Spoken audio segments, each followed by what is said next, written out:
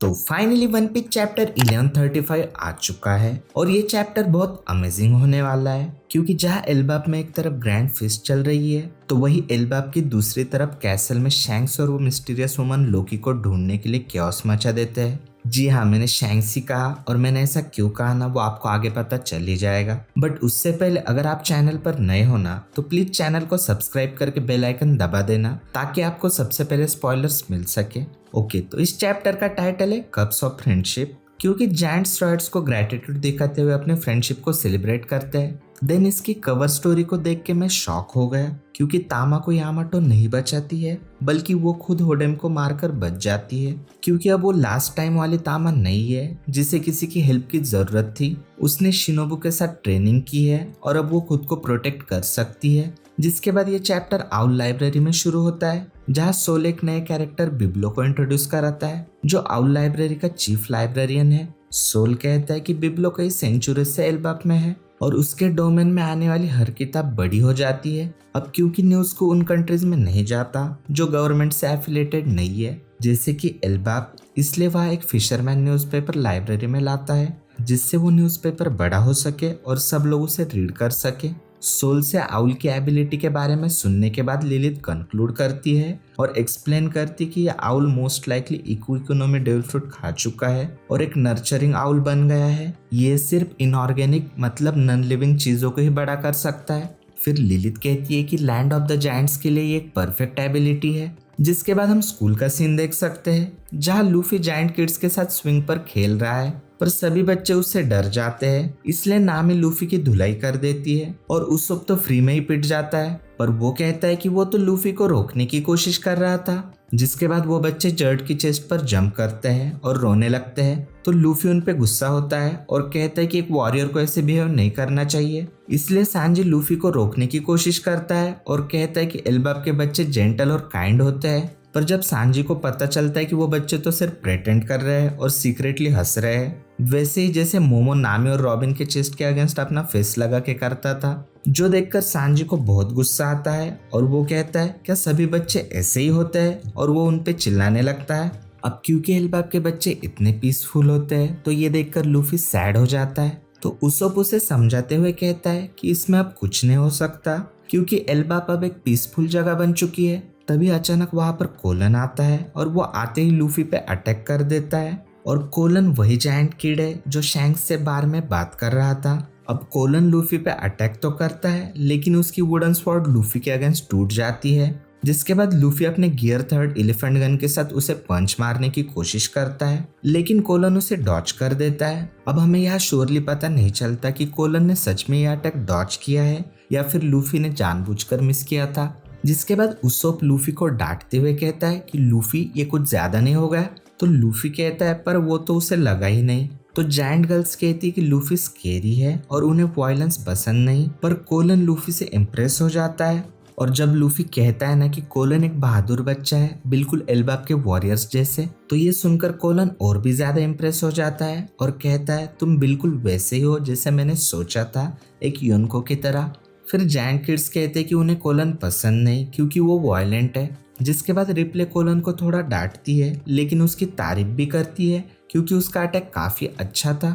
और हमें यहाँ पर ये भी पता चलता है कि कोलन और रिप्ले माँ बेटे हैं। रिप्ले कहती है कि कोलन के फादर एक ह्यूमन है और वो फॉर्मर पायरेट थे और वो एक जायंट जितने स्ट्रांग थे। हाँ रिप्ले, वो तो हमें दिख ही रहा है। फिर रिप्ले कहती कि उसका हस्बैंड उससे छोटा था और इस वजह से उसने रिप्ले से शादी नहीं की क्योंकि वो नहीं चाहता था कि उसके जाने के बाद रिप्ले अकेली रह जाए क्योंकि जायंट्स की जो एज होती है ना वो इंसानों के मुकाबले बहुत ज्यादा होती है। फिर रिप्ले कहती है कि वो हमेशा से कॉमन लॉ वाइफ थी। कॉमन लॉ वाइफ एक जापानीज टर्म है, इसका मतलब है कि वाइफ जो ऑफिशियली मैरिड नहीं होती। जिसके बाद हम देख सकते हैं कि रॉबिन, लिलिथ, चॉपर और बोनी लाइब्रेरी में रुकना चाहते हैं लेकिन लूफी कहता है कि वो फीस्ट के लिए आगे बढ़ेगा क्योंकि उसे बहुत भूख लगी है। फिर फ्रैंकी शॉक होते हुए पूछता है क्या एल्बाप आइलैंड खुद ही ट्रेजर ट्री एडम है। जिस पर सोल एक्सप्लेन करते हुए कहता है कि दुनिया में और भी एडम ट्रीज है लेकिन एल्बाप वाले ट्री की एज किसी और से कंपेयर नहीं की जा सकती क्योंकि ये सबसे पुराना ट्री है।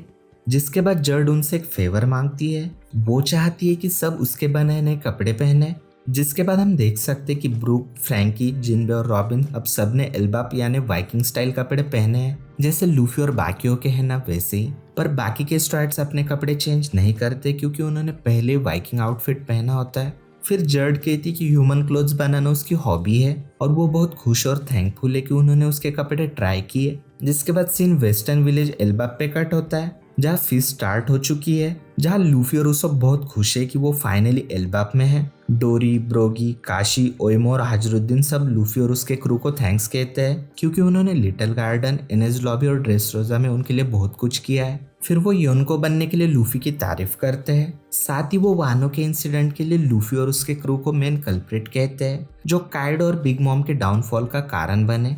फिर एक बड़े टोस्ट के साथ सब अपनी दोस्ती सेलिब्रेट करते हैं और इसी वजह से इस चैप्टर का टाइटल है a sake cup of friendship to the stride crew, cheers. फिर सीन कट होता है ओरस्ट कैसल में, जो एल्बाप के वेस्टर्न विलेज के पास ही लोकेटेड है और ये वही कैसल है जहाँ पिछले चैप्टर में 2 मिस्टीरियस लोग आए थे। फिर हम वहाँ पे 2 जायंट गार्ड्स को देख सकते हैं जो उनसे पूछते हैं कि वो लोग अंदर कैसे आए, क्या वो स्ट्राइड के मेंबर्स है। जिस पर वो औरत कहती है कि वो किसी को ढूंढ रहे हैं जिसका नाम लोकी है। फिर वो जायंट्स पूछते हैं कि वो लोकी जैसे एक क्रिमिनल को क्यों ढूंढ रहे हैं और वो ये भी कहते हैं कि लोकी एल्बाप का एक इविल इन्फ्लुएंस है।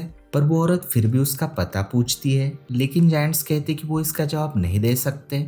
जो सुनकर वो औरत गुस्सा हो जाती है और एक जायंट पर कुछ बैंडेजेस फेंकती है, जिससे वो जायंट दर्द के मारे चीखने लगता है और गिर जाता है। फिर वो औरत एक सुपीरियर टोन में कहती है, तुम्हारा सर कुछ ज्यादा ही ऊपर है बदतमीज, और कहती है मैंने जब तुमसे सवाल पूछा था ना तो मैं तुम्हें हुक्म दे रही थी कि मुझे जवाब दो। ये देखकर दूसरा जायंट कंफ्यूज होता है और वो कहता है कि ये सब क्या चल रहा है। फिर हम उस औरत के साथी को देख सकते हैं, मतलब वही आदमी जो पिछले चैप्टर में शैंक्स की तरह लग रहा था, बट इस चैप्टर में भी हमें उसका फेस नहीं दिखाया जाता, लेकिन हमें उसके स्वॉर्ड का हैंडल दिख रहा है जो शैंक्स के ग्रिफॉन और गार्लिंग की स्वॉर्ड के हैंडल जैसा ही लग रहा है, जो शो करता है या तो ये शैंक्स ही होगा या फिर शैंक्स से जुड़ा हो सकता है, और इसलिए वीडियो के स्टार्टिंग में मैंने शैंक्स कहा था। उसके बाद सीन कट होता है पार्टी पर। स्टानसन लूफी को अपना इंट्रो देता है, जिसके बाद लूफी को पता चलता है कि साबुडी में जो कैप्चर जायंट था ना वो स्टानसन ही था।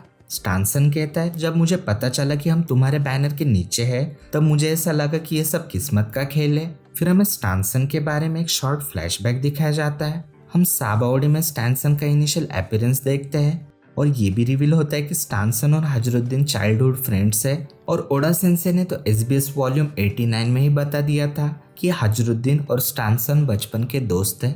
फिर फीस्ट के दौरान वहां पर जारुल आता है। जारुल और जोरुल डोरी और ब्रोगी से पहले जायंट वॉरियर पायरेट्स के कैप्टन थे, पर जोरुल लिनिन के हाथों मारा गया था। जिसके बाद हम उसका इंट्रोडक्शन बॉक्स देखते हैं जिसमें लिखा है mountain beard Jarul, hero of the giants, oldest in the world, 408 years old.